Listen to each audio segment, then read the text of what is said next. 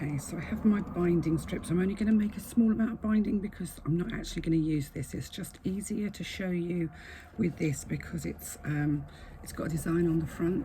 Obviously the back is plain. The binding that I'm going to use for my bag is made entirely out of plain fabric, which makes it a lot more difficult to see the front and the back.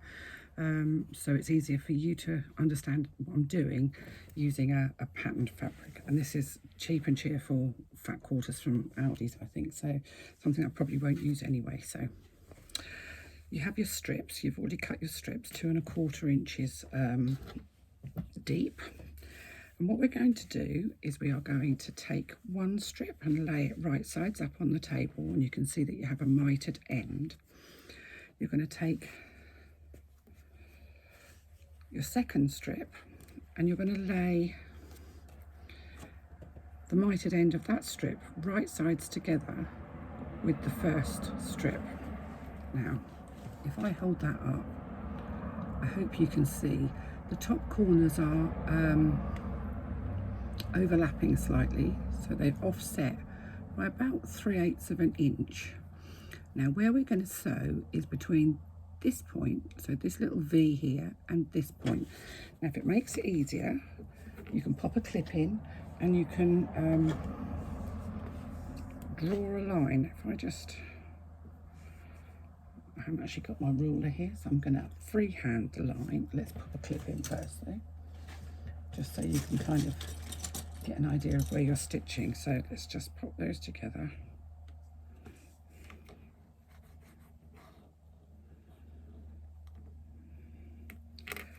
I'm going to literally freehand my line so that you can see.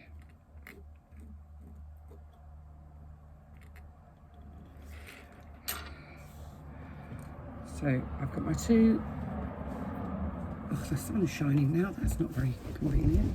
Let's move that round so that it hides it a little bit.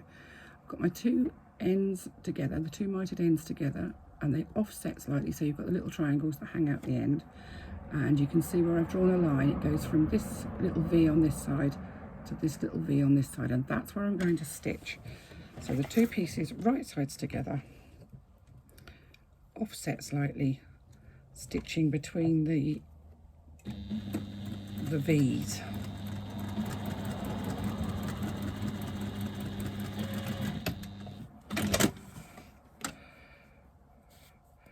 And our pieces are joined. Then we go to the end of our panel, and again I like to lay it right sides down on my table. Take the next strip, right sides together, offset them. I don't clip them usually, and then stitch from that cutout V to the V.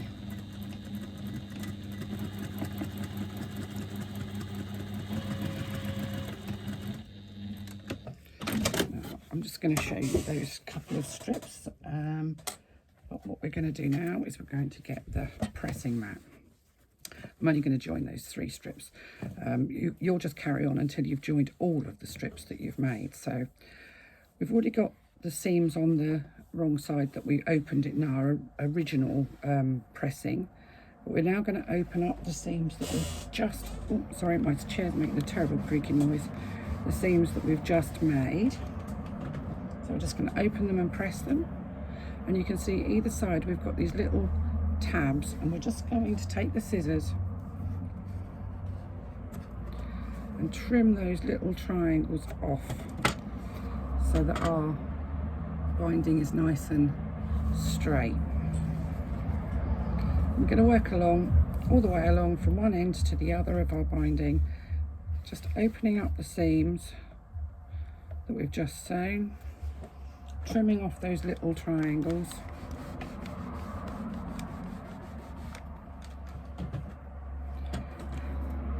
to create one long strip that's been cut on the bias. I think that's my lot. Right, then what I'm going to do is I'm going to fold this in half, wrong sides together along the length.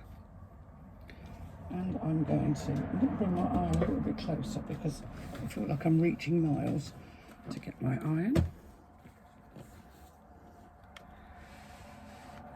And I'm going to very carefully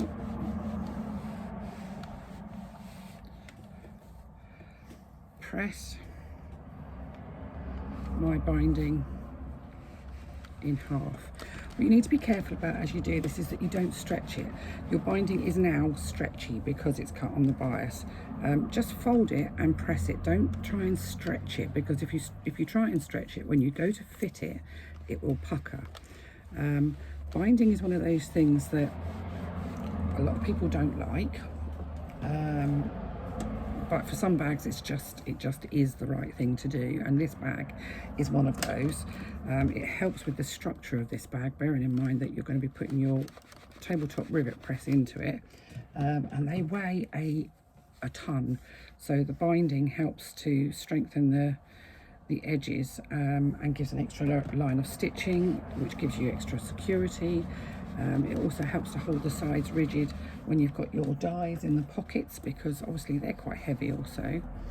So it is actually a necessity for this bag.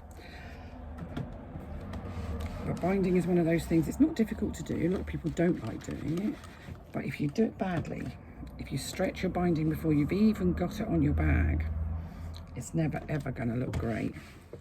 So take your time, be patient, and see this as part of the process. So there we go. So I'm not stretching, I'm just folding and pressing. So now I have a nice long strip of binding, which I'm just going to usually wind around either a piece of card or my hand to keep it all nice and flat. If you just leave it sort of scrunched up on your table, it'll end up scrunched up, and you want it to be nice and flat. So I'll pop that and pop a clip on just to hold it in place. So that's a bit of binding. I'm going to pop that out of the way because I actually don't need this binding, and I will come back to you shortly and show you how we bind the flaps.